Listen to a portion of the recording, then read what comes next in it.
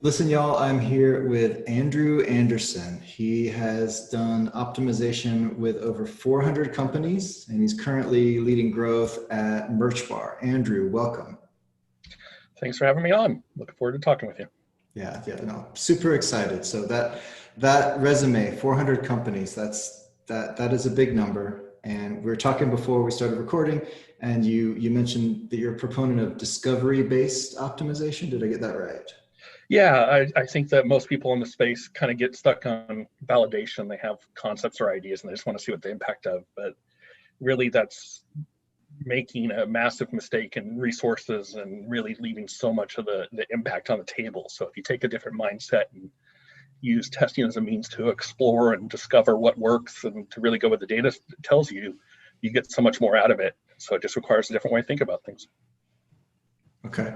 So can you say a little bit more about what it looks like to do the one approach versus the other, the idea validation approach versus discovery based? How would that change my day to day as an optimization manager, CRO consultant? Absolutely. So if you think about the classic validation standard testing practice, it's a lot of, hey, I have this idea. Why don't we throw that up and see what the impact is? Or really focusing on people coming with ideas, and you're just kind of an execution arm. Exploration has taken a very different view. It's not about hypothesis being incorrectly used and termed, but it's about where do we want to focus and how do we explore what the best option is. You can have an idea about, hey, I think this is a great way to do this. You know, someone comes to you with an idea, but really what exploration is about is deconstructing what assumptions go into that idea and how do you discover that. It's about focusing on as many different options in the pool of options and not any specific idea. The ideas themselves are almost the least important part of really optimization. Optimization is about, can I find the core pieces and the number of things that work best and go where that takes you.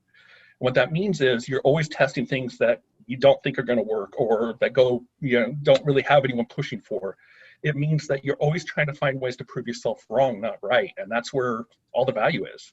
If you think about classic testing, the best case scenario is you're right. Like you got something that performed how you want. I mean, everything else, you just kind of nothing won and nothing happens. But in the exploration thing, the absolute worst case scenario is you're right. Because either you've explored an idea and proven that there's no value there, which beyond a single data point is incredibly valuable for future resources, or you found something that outperforms what you thought was going to happen. And in both cases, you learn something new and you get a better outcome. But if I'm just testing one or two versions of an idea, then all I can do is say that idea was good or bad. But in exploration, I can see what the pool of options are and I can kind of go wherever that goes. And the most important thing to remember in both cases, but especially exploration, is you're not creating a winner. You're not creating this is better than that. All you're doing is discovering what the truth is out there. And so if you only limit yourself to looking at one thing, that's very little can happen. But if you're exploring the realm of possibilities, there's so many more possibilities and so many more things than we pretend to even understand. And being able to limit your ego and using that to drive everything really opens up all these possibilities, and you learn so much more and you find so many new answers that you would have never guessed. So the realm of possibilities. First is I have this idea. I want to add this element to a page. I want to reword this copy in a certain way. I want to switch out this image on this particular piece of the website because I have a theory in my head that says this is going to be better. If that's where I'm starting, if that's where I'm at, if I'm in this idea validation mode, I've got a big pile of ideas and maybe a framework for prioritizing them, and we all have voted. And if that's what I'm doing, what does it look like to go from my pile of ideas to start probing the realm of possibilities? How should I think about that? Well, you take any of those individual ideas and you deconstruct the assumptions that go into it. So if we talk about copy, does copy even matter? What are you even focusing on? What are you writing about? To who? What? Why? All those things are assumptions built in. If you think about the image example, does images matter? Where is it on the page? How does it interact with other sections? And so you start deconstructing things into their core components and you start tackling those at every level that you can. I usually break stuff down into kind of the four types of changes you can do on the site. Usually there's real estate, which is existence, non-existence, relative position, size of items. And that has trumped every other type of change on every site I've ever seen over time. Like, it's not even close. The better way to think about that is it doesn't matter what a Lego piece looks like or what's written on it or all those pieces if the Lego piece doesn't belong or if no one's seen it, right? Okay. So if you take that, then the other three types of changes can be in any order. And part of the first things you want to discover is what the priority is for a different site. But they generally follow presentation, what it looks like, function, how it's programmed or how you interact with it, or copy, obviously what it says. And the reality is that function tends to be a higher impact, but it's also much higher cost. It requires a lot more dev resources and things like that. Mm-hmm. So part of this is also discovering what the efficiency of change is, right? If I can write 5 copy tests and get a 5% to 10% win each time, that's going to end up trumping over time a 30% function win just because of the cost and the resources. The other thing to keep in mind is that by going this route and breaking things into those assumptions, you've given yourself so many more options to win. So if I think that this one image needs to change from blue to red, let's just take the example. Sure, yeah, guaranteed. Well, if I'm looking at what parts of the page even matter, there's more than just that image, right? There's other parts of the page, there's other layouts, there's other relative positions.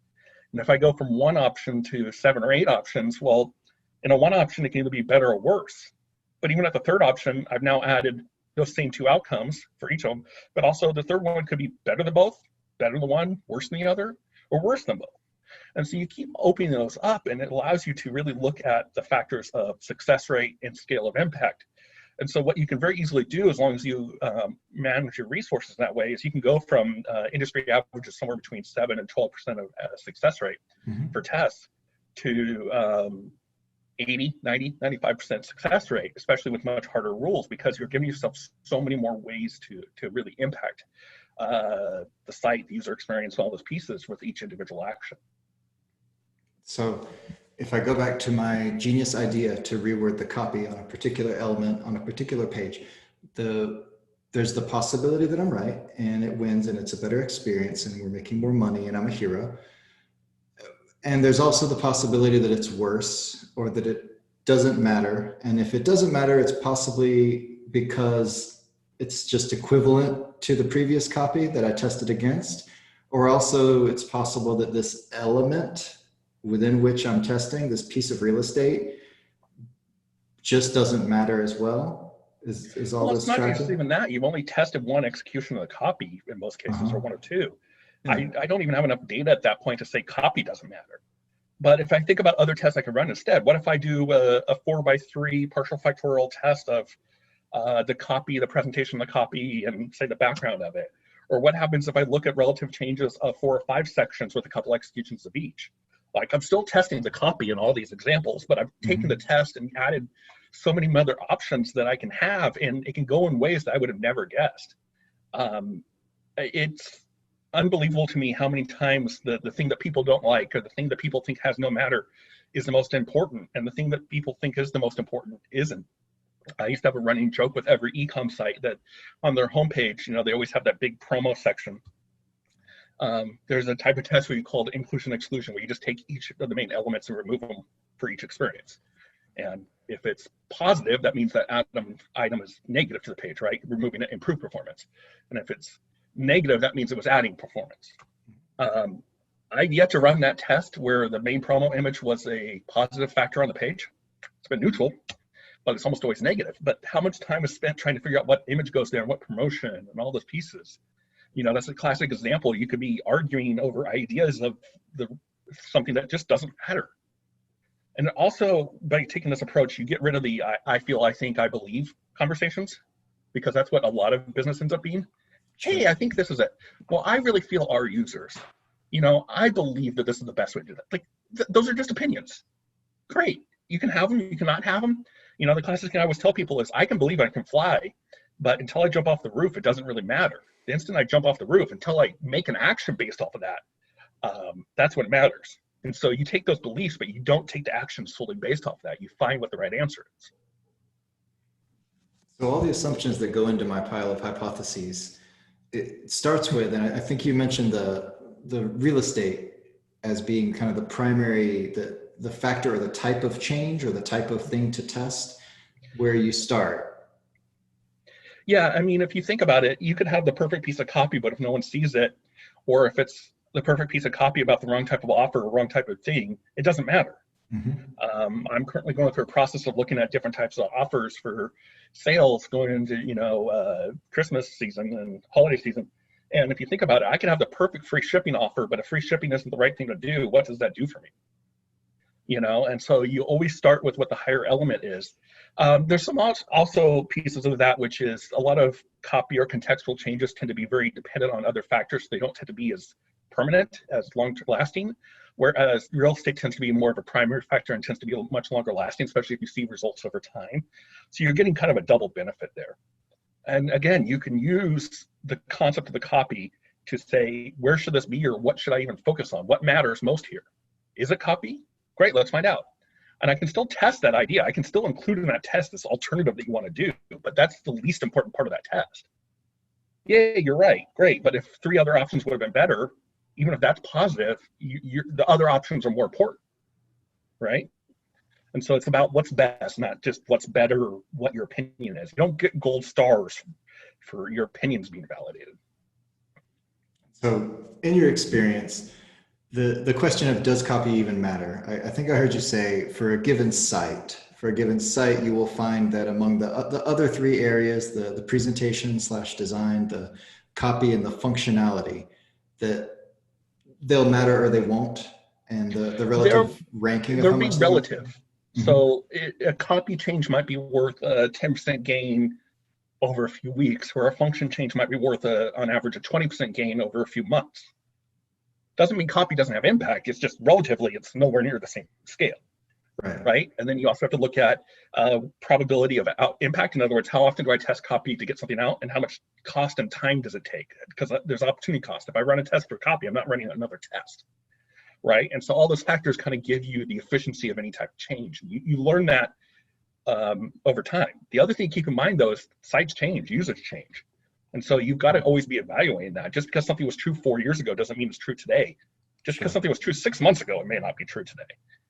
But that's also if you're constantly testing and you're constantly going in every direction, your site's constantly adapting to those new needs. It's when you just make a single choice between things and push it, and that's the end of the thought, like things change. That environment, even if it was the best then, it may not be the best now. But if you're constantly in this process of evaluation for what matters and figuring out that and looking at the best options, you're constantly adapting to your users and your site needs.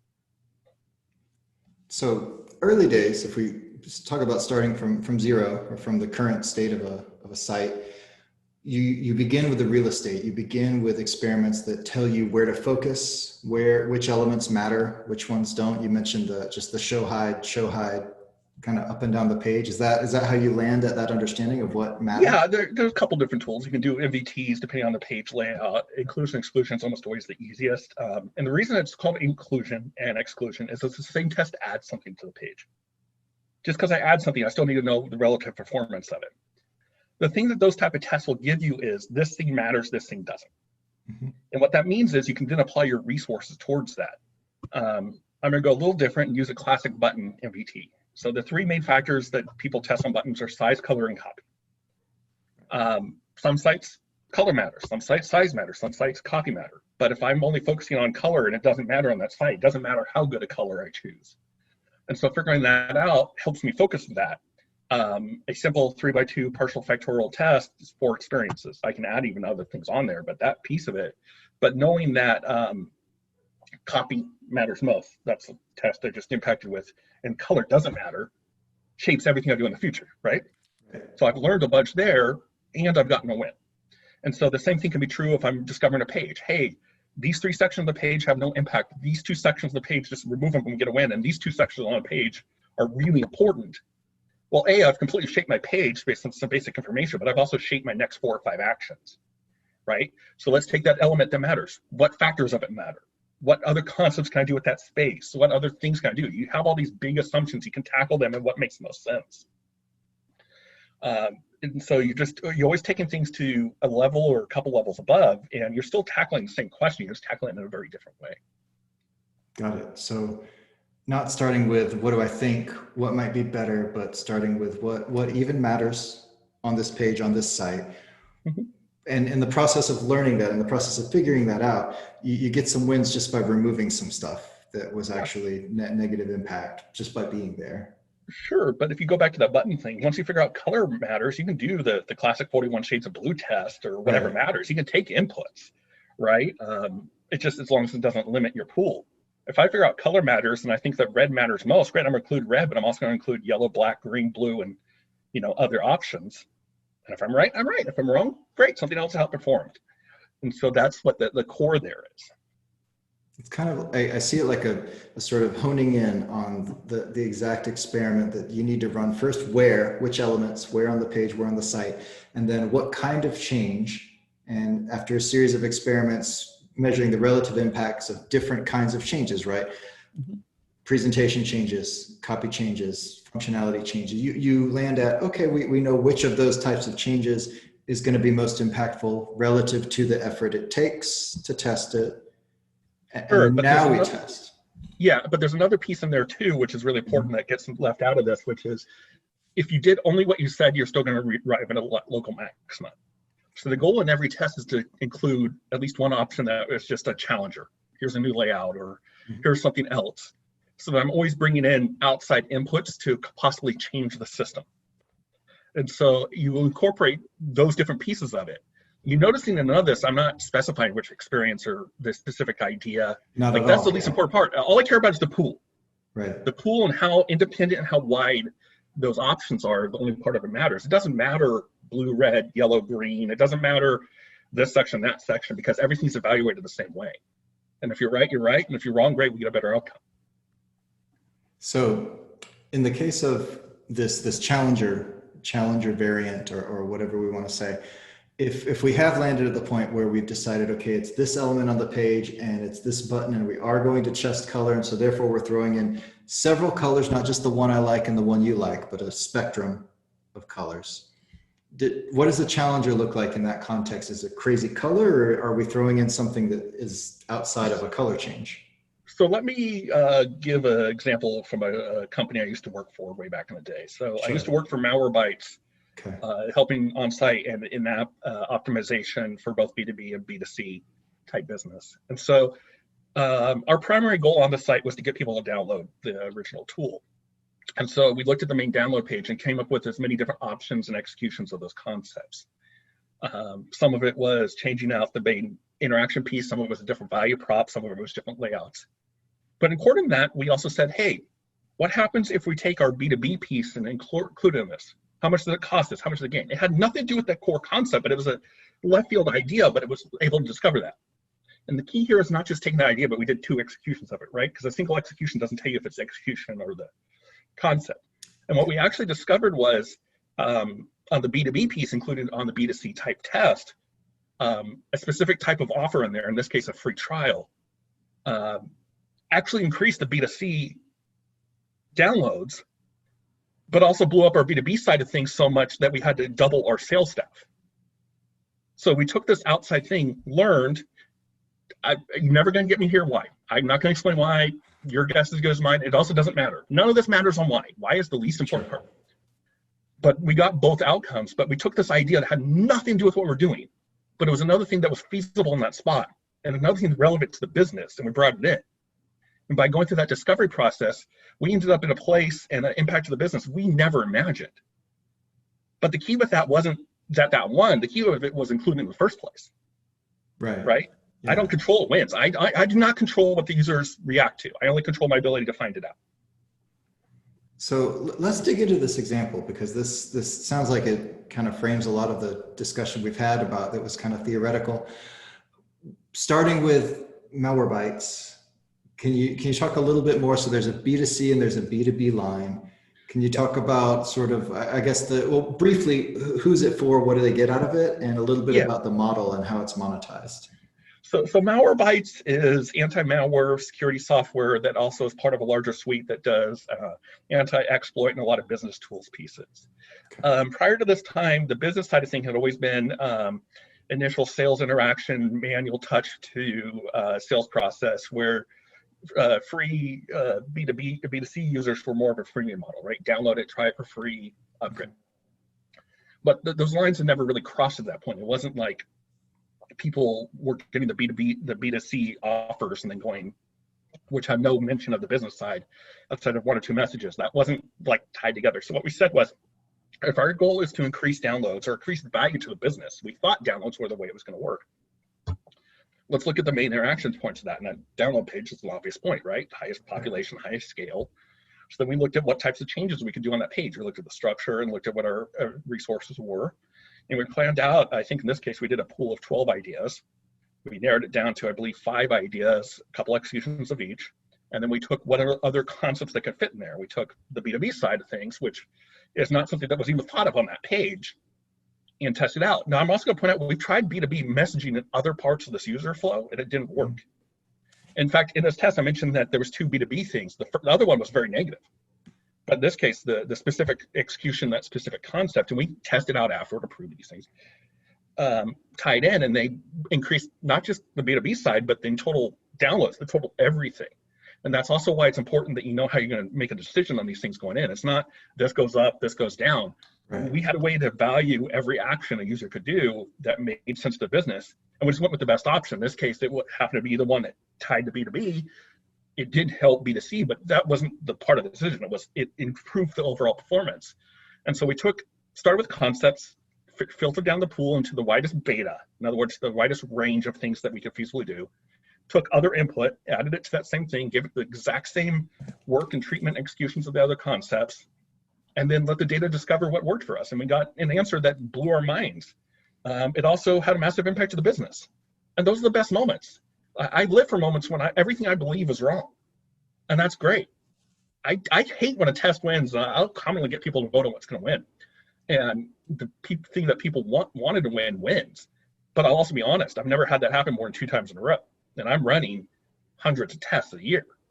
I've never had someone over a year be more than 18% success rate on picking winners, which again, industry average is 10. Yeah. So think about that. That means 90% of the time or 82% of the time, they were wrong. Right. So why am I trying to use them to pick the thing that matters? So I'm taking those inputs, but that's not the system. It's not the process. It's not the thing I'm evaluating. Well, I'm starting to see there's just so many ways to be wrong that it's actually not that surprising. It's not necessarily that your idea is bad. It's just that it isn't different enough to make a difference. Or it could be positive. It just could not be the best option. Right. If it's a 5% win, but I could do just as much work and get a 50% win, well, the 5% is a waste of time. Right? So it doesn't matter this is better or this is worse. It doesn't have any impact to the business. It's what's the best use of resources? What's the best answer for our users, for our business? How do I discover that? I love this story. I've not seen a lot of people testing like this. If I heard you right, you said you started with a dozen, 14 concepts and narrowed it down to what, 6 to 8? I believe we ended up with control for main alternatives, so B2C alternatives plus the B2B alternatives. And then we did 2 executions of each. So I believe the test ended up being 11 experiences of 12. Okay. So, but again, you start with the concept phase, you narrow it down, then you do the work to build it out. And the concepts were chosen some by, hey, I think this works, that's great, and let's include it. But it's also just what's the pool? Like a lot of concepts end up being very just small changes on the same thing, right? Mm-hmm. I can write a value prop. I can do 50 different versions of a value prop, but if a value prop doesn't matter, who cares? And so you got to start at those core assumption pieces. Can you talk a little bit about concepts versus execution? Sure. So I think that I should promote a sale on a specific type of product on my e-com site. Mm-hmm. Okay, that's a concept. That's a test idea someone comes to you. Well, the concepts in there is sale, product, right? Where's assumption in there? There's other factors, but let's just take those 2 core ones. Well, what other types of things could I do? I could do a main promotion, a value prop, a merch brand, all these types of concepts I can include in that, right? Well, to figure that out, I include all those or as much as I can, and then the executions of those. In other words, not just this specific sale, but a couple different types of sales. Not just a value prop, but a couple types of value props, and pretty good range in between them. It's not about picking at that point that sales matter or value props matter, the specific one. It's just saying, hey, let's go dive deeper into this and get a win. And so if I explore, say, that download page and I want to do a direct sales message versus the standard freemium download versus, hey, a value breakdown or other products breakdown. Those are all concepts, right? And I can execute those in a million different ways.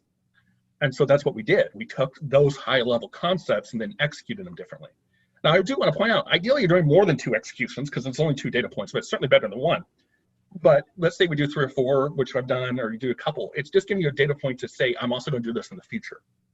So not only do you have a breakdown of the core concepts here, but every test has a natural next step. Now, you may choose to go in a different direction, but this is showing optimization as a process, as an ongoing thing. It's not, I ran a test. The test is just the means to the end. It's all about, how do I evolve this and how do I constantly build this in and constantly keep adapting as the systems change, as the inputs change, as the users change. And it's an ongoing thing. As I tell my teams all the time, the grind never ends. Well, it sounds like you are learning a lot more per experiment than the folks over in idea validation land, where the only thing you learn but I'm is... also just winning a lot more. The last 4 years, I had over a 90% success rate. I went 6 years without a failed test. Those seem insane to people, and I'm not, like, I will break down every type of statistical breakdown you want. I'm a math nerd at heart, and I have much harder rules than what people rely on confidence and stuff. But I'm learning, I'm getting a win, and I'm allowing myself to get a higher scale of win because I can have multiple winners by doing this process. Another way to look at this is you can model out, let's say that I run 100 tests with 2 experiences, 20 tests with 10 experiences, 10 tests with 20 experiences. So I'm testing 200 options every single case. Mm-hmm. And I can model out based on expected outcomes for most businesses, just a few tests are just what normal in the industry, what the best mix is for them. Because there's a happy medium there, right? And what you'll find with most sites is it's either 10, 12, or 15 experiences is the ideal. Now, you may not be able to run that many, but it's still showing that the most you can do. There's also too many, right? I could have 50 experiences and only run 2 tests, and it takes forever and the data's useless. So it's finding what the happy medium is for you and maximizing that each time. So as soon as I learn the rules of how to act on the test and what matters on the site and how to learn on a site, these things all feed each other, right? It all improves the optimization process and the business outcomes, right? And so it's all built on the same concept of how do I explore, how do I discover, and how do I exploit information. I want to go back, and I think you've explained this, but I just want to hit this again. You mentioned the widest beta, and Mm-hmm. That's not a phrase that's super familiar to me. So just want to be sure that it's clear to anybody tuning in. Widest beta refers to the range, the differentness among experiences. Yeah, so if you think of delta is the difference between 2 things, right? So the distance. If you think about lift, it's a delta between 2 points. Sure. Beta is looking at a pool, a series, and what the range is within there, right? If I'm testing out, hey, I'm going to do a direct message copy, a personal direct message copy, and an impersonal direct message copy, very small range. But if I'm going to do a value proposition versus an offer versus a generic message versus nothing versus other things, much wider range, right? It's still including the same option in there, but it's just how you tackle that. And so what you're looking for is a way to get your team to go where they're uncomfortable. Mm-hmm. I always tell people, if I'm not including 1 or 2 options on a test that make you uncomfortable or you really hate, I'm not doing it right. So you're just trying to create rules to make people think in terms of, how do I get ideas that are independent of each other, so they're not all dependent on opinion, and how do I get them to be as different from each other as possible? It also gives you more signal. I can refine down. It's really hard to refine out, right? If I think that color matters on the button, all I test is color. If copy matter most, I'm just wasting time. I'm just spinning my wheels. But if I can figure out not just that copy matters, but I test out 12 different options of copy or 41 shades of blue, then I'm going to get the right answer. But that's the last step. It's not the first step. The first step is try to get to the most learning and the most things I can go towards. You should never be able to say that this is a test I'm going to run 4 months from now, because that test should be dependent on every test that ran before. So that makes sense? You don't operate from a 6-month testing roadmap. I may have concepts I want to tackle and places and locations and things I want to focus on, but every test should be relevant or interact with the test prior to it, even if it's just discovering a new part of the user experience and figuring out how that prioritizes against other efforts. Every test is a choice not to do other things. Every test is also a chance to improve other things. And so you got to think of it as an evolving adaptive system. It's not a series of actions where I test this versus that. Like, that's not how you should ever think about testing. Testing is the constant process of discovering how to improve the user experience and to improve the business outcomes. So let's go back to this download page for Malwarebytes. And if I'm to tie in what you were just talking about, which is sort of getting out of the team's comfort zone and including experiences or options that don't immediately seem obvious or necessarily comfortable, is it fair to say that this download page is sort of thought of as a B2C asset, and that throwing in the B2B offer was a little out there? Our head of sales absolutely hated us including it in that test and was adamantly opposed to it. Okay, but you ran it anyway. Yeah. Okay. Very healthy decision. What's the worst case? He's right. Great. It's just one of 6 or 7 other experiences. Sure. Worst case, best case, he's wrong, which he was, and we've now found a way to completely change our business. It's when you start going with the assumptions and just opinions is when you get all the problems. You can take it as an input, absolutely an input. You may even have a higher bar for action for that thing to happen, right? If it's equal to a B2C option, in this case, we're going to go with the lesser option. But if it's dramatically better and you have ability to act on it, why in God's name would you not do that? Yeah. Let's talk about that too, the success metric, or the bar that you have to cross to declare a winner, because you do have 2 very different types of actions that you're measuring. And I think I heard you say you have a way to measure the value of every action or every key action. Every action that is relevant to business outcomes. So here's a classic example. Bounce rate, or getting people to go to the shopping cart, or getting people to interact with search or interact with the recommended items module, getting people to click on a button. None of those are outcomes. Those are just means to an end. But if I know what my average value of a download is, and my average value of a trial is, or my average value of people sign up for a newsletter, or average value of people reaching out and downloading a white paper, whatever this is, if I can aggregate those, then I can monetize the value of the session or the user. And then I have a common language to evaluate things. And does not matter if it's perfectly 37 cents or 38 cents. Like, that is an arbitrary decision that's going to change over time. What matters is that it's equal and it's representative of the business, right? If I know that a B2B download is worth 10 B2C downloads, then it doesn't matter if I value it 1 in 10 or 10 in 100 or 5 in 50. It's all the same value, right? And so I just need to be able to have a way to measure that and validate it over time. So the key here is that you're constantly viewing that and adapting it. You don't just set a rule and come back to it 5 years later. You're constantly seeing if it does have that same value.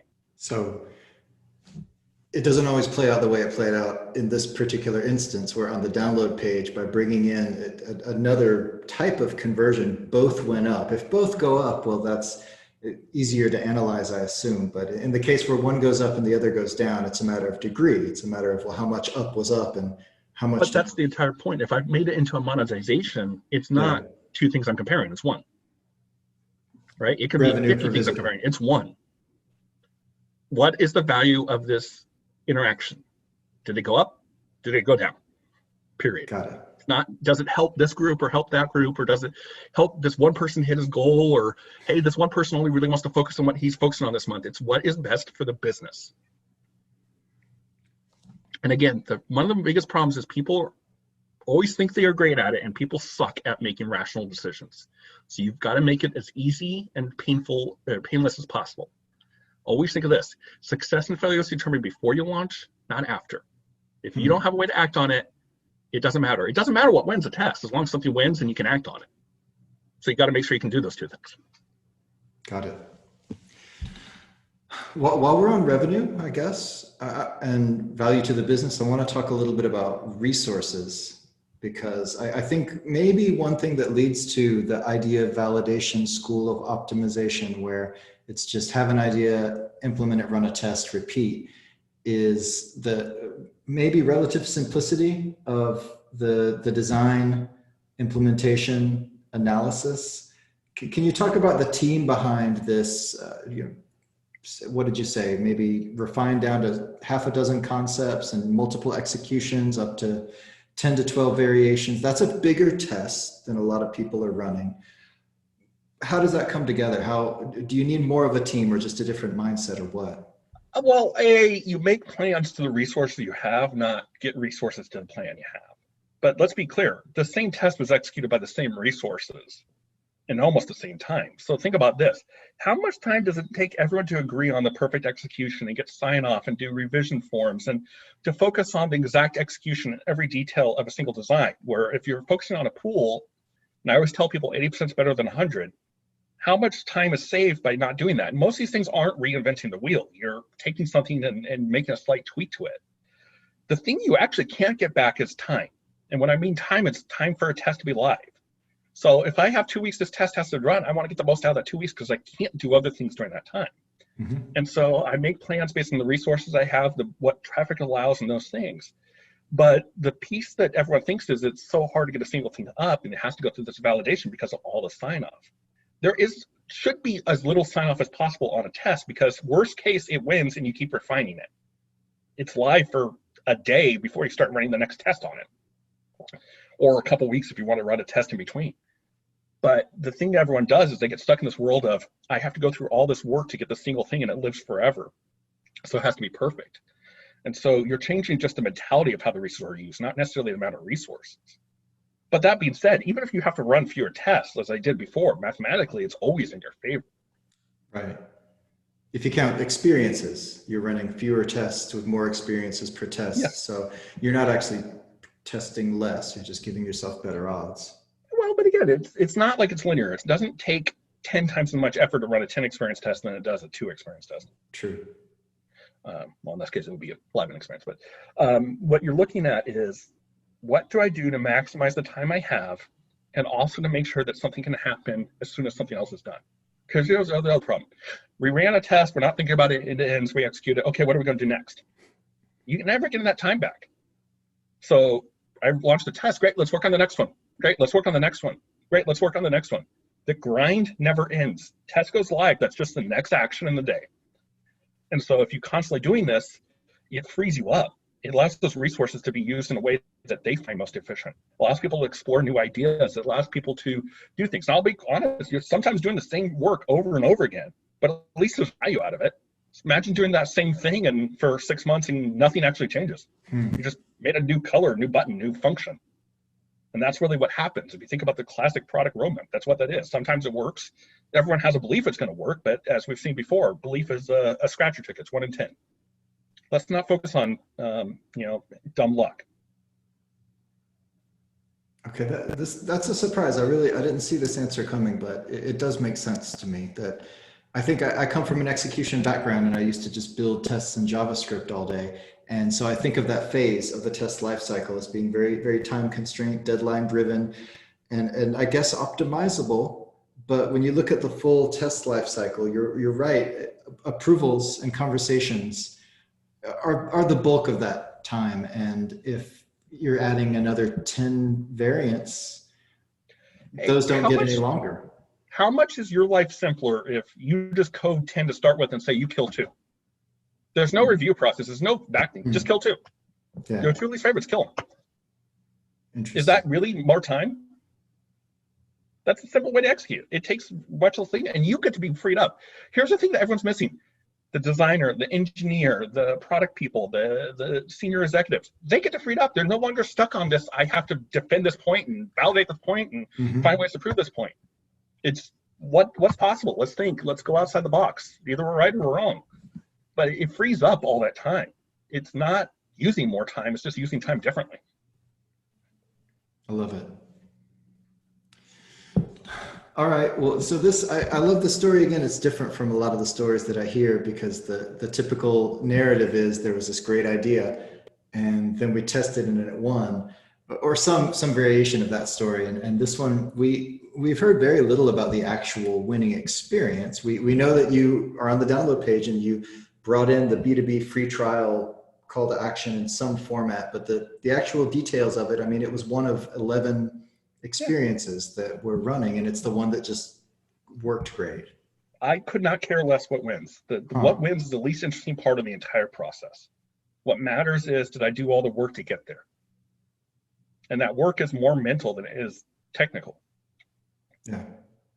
Not devaluing technical in any way. None of this works. But again, freeing people up to think differently and to use their time differently and use their skills differently while still getting output just makes everyone's life better and makes the business go. Yeah, no. As someone who's done a lot of technical work in this field, I personally appreciate the forethought. I think, I don't guess every developer cares per se, but I think on average, if you're going to spend your time to build out experiment experiences, you want to think that that matters. You want to think that some forethought went into the experiment design and that a winner will come out and that your code will live on versus just being tasked to validate an Not just idea. that, if you have an idea, we include it. The ideas Mhm. come from anywhere. It's not just Yeah. bottom top down. You're working on 6 of these. Hey, this other idea, let's just do it. Right? There's no difference there. It frees you up. It makes you as much of the thought process as the senior executive or the optimization manager or anyone. It just makes it so that everyone's focused on the same outcomes. It's not just, hand off, hand off, hand off. Here's where I'd like to take this. If I just stepped into a role as I'm running growth for some sort of a SaaS company and I just walked in the door and it's my first week, I got to get this stuff off the ground. I don't know where to start. What would you tell me? How would you tell me to approach? Maybe just thinking in terms of the website. We just gloss over things like the team and whatnot. Assume I can get stuff done, but just where do I start? I've got ideas, but I'm not just going to start testing ideas. Well, so let's take a step back. What are the big things that you have to tackle to make a test work? I need to make sure I have an infrastructure to track and test something. Mhm. I need to make sure it's executionable, which means the organization. And then I need to figure out what matters. And I need to make sure people know what matters. So those are the things I'm going to tackle. I'm going to look at my infrastructure while helping educate people, and then also trying to maximize the amount of work someone does in the short term. So what I mean is nothing teaches us better than doing it. So if I can kind of get a team to even force its way through 1 or 2 of these actions, it becomes natural, but it just seems so foreign. So I used to joke that whenever I come in or I start things, I'm doing a lot of whiplash because I want people to think differently. I want people to act differently. So it might be as simple as, hey, I want to see if we can execute on this. How about we run an inclusion exclusion test, which is code-wise almost nothing, like display none. But let's see if we can make sure everyone knows. This is what we're trying to accomplish. Here's how we're going to measure it. Here's the tools we're going to use. Let's execute on it. And that takes so little thing because, okay, I think this matters most. Great, let's include it. I don't think this matters. Great, let's include it. Right? Everyone has opinions there. You're not saying that this goes away and it's never coming back. You're just saying in current execution, this is positive or negative. Let's focus on what matters. Let's get rid of things that don't. And so it's a very simple concept, but it allows people to kind of see all these pieces. And I'm always trying to optimize. Can I act on stuff? Can I execute stuff? Can I get a better pool? And all 3 of those I learned through that process. Okay, so let's say we do have good enough analytics and we are able to execute on this include exclude test. If we can, let's start to design it here just to make sure that I can see what this is going to go, how this is going to go. Sure. So every page, I used to joke I make pastel boxes of doom. If you take a big screenshot of an entire web page, short, long, whatever, take block sections of the key functional areas, and it would literally look like Legos. I used to work for Adobe, and I don't know if they still do it, but the Adobe headquarters right behind the front door, if you look back up, it had all the main web pages by blocks and color pieces. And so you figure out what all those big blocks are. And then each experience is just removing each of the blocks, one at a time. So the concept's One really removal easy. per experience. Yeah. And then I figure out what the most I could do from a data standpoint. Ideally, a test is running for 2 to 3 weeks, sometimes a little longer, sometimes a little shorter, but never less than about 10 days is the fastest I'll ever do something. So what can I do, maximize the learning that time? Can I only test 6 things or can I test 8? Can I test 9? As soon as I have that number, it's just picking the ones that make the most sense. And I'm picking them not based on what I think matters, but what's the biggest swings, right? If I'm only going to remove these little tiny sections, that's not going to have as big impact as removing the entire promo section, right? So I'm just picking what the biggest pieces are. Yeah. There's a control. Everyone knows that. And so it makes clear. The only thing that's confusing at that point is you have to think backwards. If I get a positive outcome, it's negative. If I get a negative outcome, it's positive. That's the hardest challenge, honestly. But the other piece of this is, can you get people to align on how to decide on that? Is it positive for this group or that group? No, is it positive for the business? Mm-hmm. So that's actually usually the hardest work. It's very rarely a technical problem. It's almost always an organizational problem. Defining a success metric that everyone agrees on. Or at least valuing actions. Right. Because everyone has the difference between what is good for them and what's good for the company. Right? Are you trying to make someone happy or trying to grow the company? And it puts you in some very weird spots. At the same time, it allows you to cross teams in a way that no other position can. You got to be everyone's best friend and everyone's worst enemy. You got to be the guy that speaks truth to power. Your job is to tell people they're wrong, period. And get them to see that's a good thing. The best case scenario is you're wrong. Worst case is you're right. Love it. And so education starts from before day one. It's part of every conversation. It's the hardest part. But you're educating the executives, you're educating the design team, you're educating the engineers, you're educating your analytics team, you're educating everyone, because you're asking them to go in the same path, and you're asking them to never stop. It doesn't end. That test goes live. We designed that test. You know what I'm doing that next second it goes live? Getting the next test ready. It never stopped. I'm also educating people on what I'm going to do based on that result, but sure. That test ends, I got to be able to do something. And so what you end up is a bunch of test series that are happening sequentially. And how do you execute on those? That makes sense? Yeah. And so the other part is you need to think about how to value actions differently. So you mentioned everyone has their, ICE is common, other things. I break it down into the most mathematical ways possible. Scale, population, times the number of options and the beta of those options, right? How big a pool do I have and can I actually get them independent? Mm-hmm. Divided by cost. Cost is really easy. It's either time, money, or resources. Some combination there is. It's not, I have to go buy this. It's, I need 8 dev hours versus 10 dev hours versus 87 dev hours. Remember, I talked about function before. And it comes down to option. If I think I'm really confident that red is better than blue and I'm only going to test red versus blue, it fails this test. But if I'm going to test every color, it goes way up. Red happens to be one of them. You might be right. And so it's how do I maximize those resources? How do I prioritize those resources? The same thought process. Got it. Can you run through that formula one more time? For this Sure. Is for prioritizing different tests that you might run. Yeah. Or think about any action, any part of the business. It's scale times influence. Influence in this case is going to be the number of options and the beta of those options. Right. Okay. Over cost.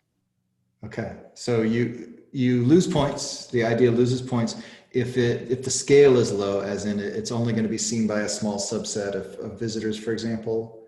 Yep. Loses if you don't have very many options or if those options aren't very different from one another. Yes. And then it also loses points if it's just going to cost a bunch of time, resources to actually execute. But remember, that includes things like review process and approval and decisioning and educating. That the same time.